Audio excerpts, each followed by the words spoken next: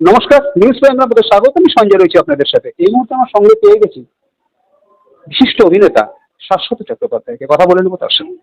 শাশ্বতবাবু, প্রথমত news prime আপনাকে স্বাগত। নিউজ প্রাইমের তরফ থেকে আপনাকে আশু, এই যে এটা আমাদের গল্প, এর জন্য অসংখ্য শুভকামনা এবং শুভ নববর্ষ। আহ, আপনাকেও শুভ নববর্ষ সবাইকে। এবং এসে খুবই ভালো লাগছে। ছবিটা অনেকদিন আটকে ছিল, আজকে ফাইনালি রিলিজ হচ্ছে। সেটার জন্য ছবির সঙ্গে যুক্ত প্রত্যেকেই খুব আনন্দিত। এই ছবিটা প্রচুর স্টারকাস্ট, দীর্ঘদিন ধরে আটকে ছিল। মূলত এই ছবিটার গল্পটা কি? ছবির গল্প বলে দিলে আর থাকে কি করে? কি জনারের?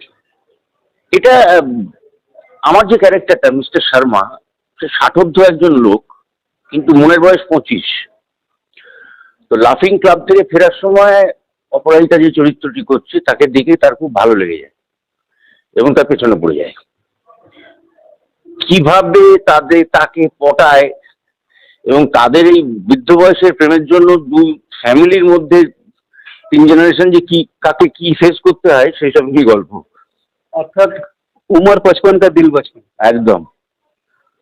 শাশ্বত চট্টোপাধ্যায় সবসময় নিজেকে ভেঙে চুরে প্রমাণ করেছে যে শাশ্বত চট্টোপাধ্যায়ের বিকল্প শাশ্বত চট্টোপাধ্যায়।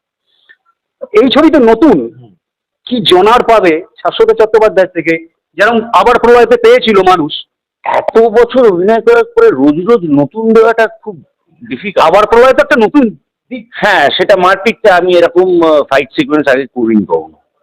আর এত খারাপ কথা বোধহয় বলিনি কোনো সিনেমায়। তো যাই হোক, সেটা নতুন।